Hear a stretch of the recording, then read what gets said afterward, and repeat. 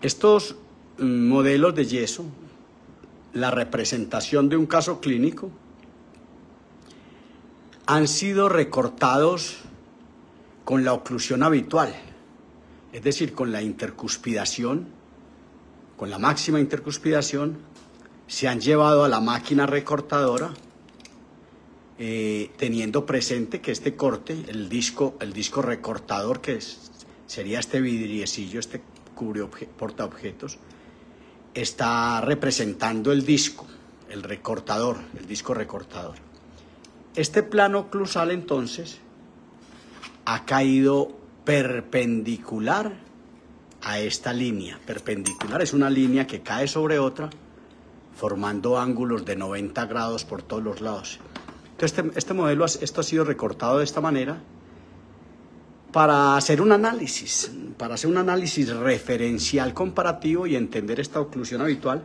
Esto no se estila mucho en nuestro mundo, pero aquí hay una información importante. Esto son unos modelos de trabajo, pero podrían estar representando unos modelos de estudio, o esto que vamos a discutir podría ser un estudio de modelos, y es muy importante tenerlo presente desde el punto de vista crecimiento y desarrollo.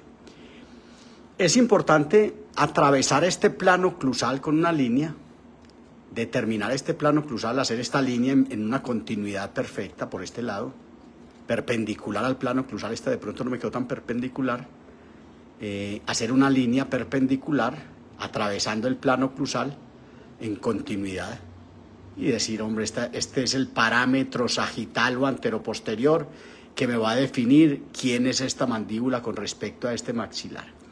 Esta línea la había hecho con antelación, esta se hace por separado, se determina con la papila incisiva, con el centro, no se mira el centro de los centrales, más fácil se mira el frenillo o a veces hay una especie de depresioncita por acá para determinar que esta es la línea media ósea, o también llamada línea media verdadera, o línea media ortopédica, o línea media esquelética, o centro de la maxila en este caso, que está coincidente, parece ser, con el centro de los dientes centrales.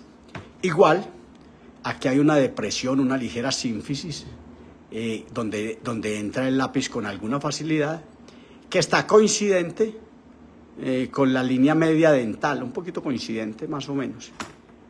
Y esta línea, entonces es otra línea, ese parámetro frontal. Frontal es un plano del espacio que en el análisis diagnóstico habla de la relación lateral de la mandíbula con respecto a la maxila, o sea, ese es un parámetro frontal. Usted lo ve ahora desde este punto y nota una ligera desviacioncita de este plano frontal con respecto a esta línea media esquelética. Es decir, nota que la línea media esquelética de la mandíbula está ligeramente desviada hacia este lado. Y este es otro parámetro que también se hace de esta manera, que es resaltar los bordes incisales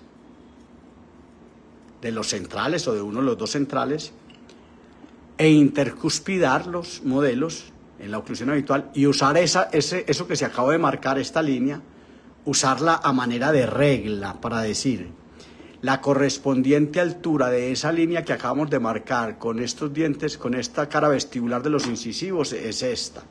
Estos se llaman los parámetros verticales. Entonces, repito, parámetros sagitales o anteroposteriores, parámetros frontales, el plano frontal no es el plano transversal, el plano transversal es otra cosa. Aunque alguien diga que lo lateral se llama plano transversal, no, se llama plano frontal.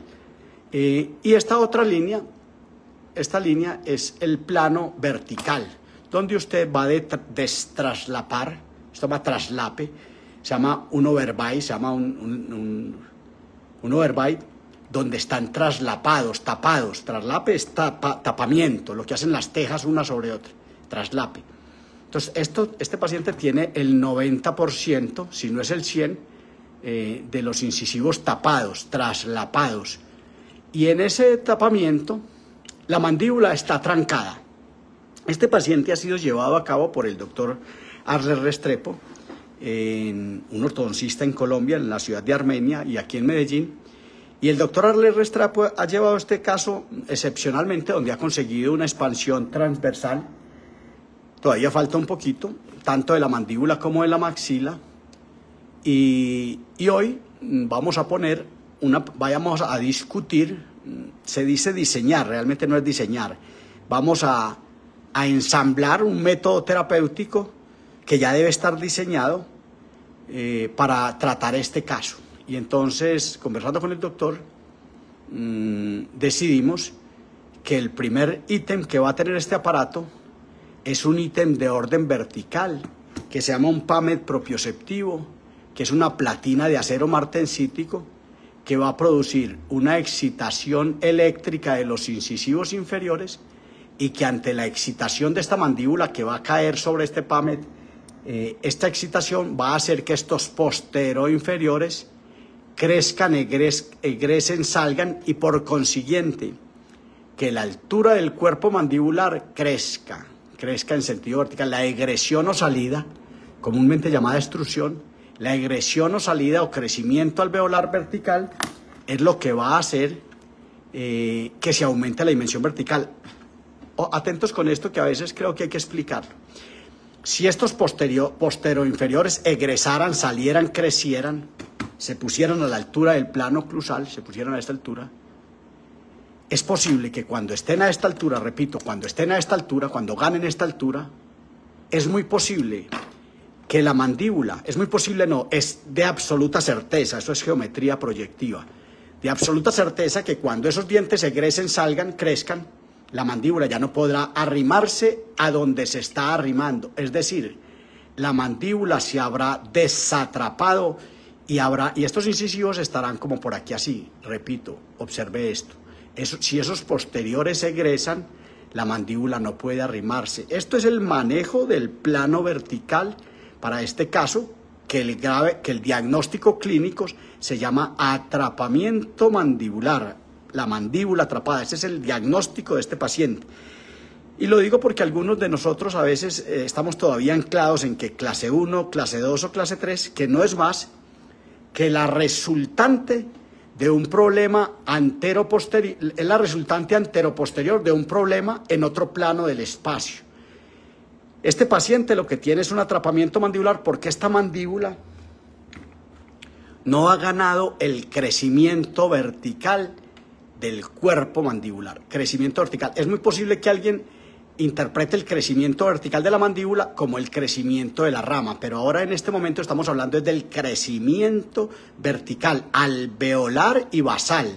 Crecimiento vertical, la salida, egresión de estos dientes para que haya un plano y no haya una curva tan severa, es decir, para que los posteriores hayan egresado y estén más o menos a la altura, que es lo que no hay acá. Entonces esto es lo que necesitamos resolver. Ese es el problema de este paciente y es lo primero que hay que hacer. A propósito de planos del espacio, si este problema vertical no se trata, este paciente cada día estará más agravado y esa expansión que consiguió el doctor Arles Restrepo, de repente no se va a dar acá y va a haber una mayor compresión, se va a recidivar. De hecho, le aclaro una cosa, le voy a decir un tip importante. El comandante de las recidivas es el plano vertical y usted encuentra hoy día todavía en el cuarto del siglo XXI, todavía encontramos casos clínicos de unos dientes perfectamente alineados en la literatura clínica que muestran unos dientes hermosos con una mordida cubierta, con un overbite del 50% es mordida profunda. Le repito, un overbite del 50% es mordida profunda. Sin embargo, a veces como que no nos preocupa mucho. Está mal el plano vertical, es el primer plano a tratar, es el plano más importante a tratar, es el que comanda la dinámica mandibular y esa dinámica mandibular, ese frote lateral, es el que va a hacer que esto se mantenga en equilibrio. Esto se llama atrapamiento mandibular. Le voy a usar una palabra más brusca todavía. Es un atrancamiento de la mandíbula. La mandíbula está atrancada y no puede expresar lo más importante que tiene, que es su dinámica, se llama cinética. La cinética mandibular que producirá a la postre un desplazamiento cinemático. Cinética y cinemática son dos conceptos similares, pero la cinética habla de dinámica, de movimiento, y la cinemática habla del movimiento de los cuerpos en el espacio, prescindiendo, es decir, ignorando los agentes que la producen. La cinética, la dinámica es la que produce este desplazamiento cinemático, se llama traslación cinemática, y es como funciona el desarrollo del cráneo.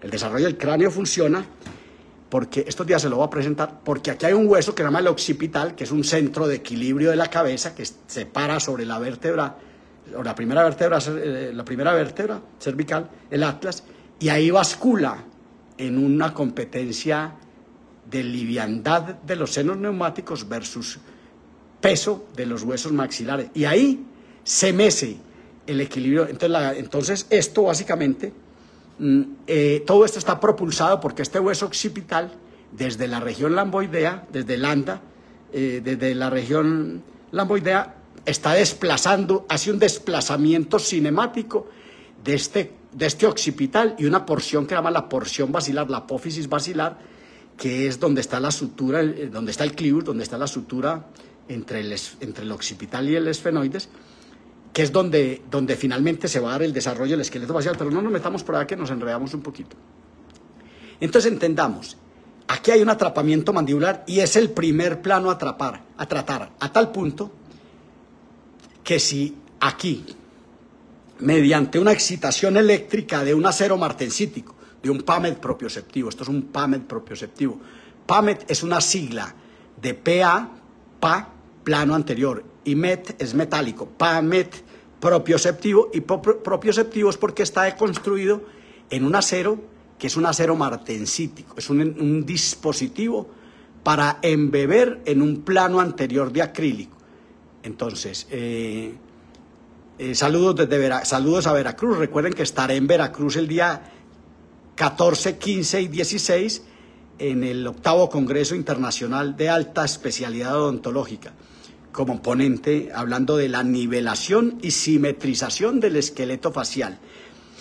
Entonces, entendamos, esto es lo primero que hay que resolver, y esto se va a resolver mediante una placa que ahora aquí vamos a trabajar allá otros planos. Este PAMED es un dispositivo solo de orden vertical que estará puesto en este sector. El que necesite PAMED en el mundo me hace una señita. Yo tengo PAMED en España, en Europa, en Italia, en Argentina, en México, en Colombia. Aunque en Colombia no se necesita mucho, aquí no se sabe qué es esto. Entonces, este PAMED propioceptivo va a ser una herramienta para producir una excitación eléctrica, con lo que se va a resolver solamente el plano vertical.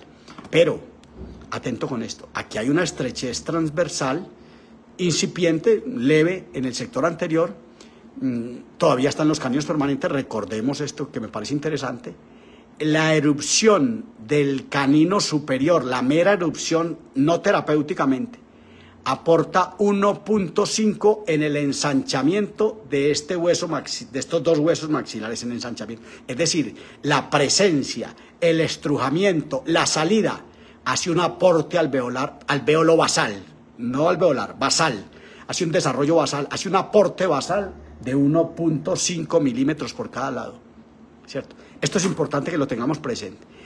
Entonces, este paciente, hay que hablar de una ampliación transversal del sector anterior. En particular, vamos a medir, voy a ver si soy capaz de sostener esto para medir.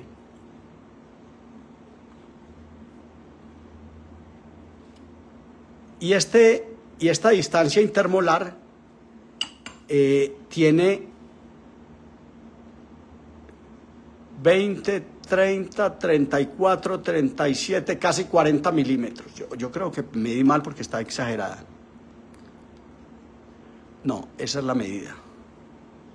Esa es la medida que tenemos. Casi 40 milímetros. Y esto es importante que lo tengamos presente. Este tornillo debe ser en abanico. Esta placa debe ser o un tornillo en abanico o una placa con 3 tornillos, porque yo también quiero que usted se pare ópticamente en esta premaxila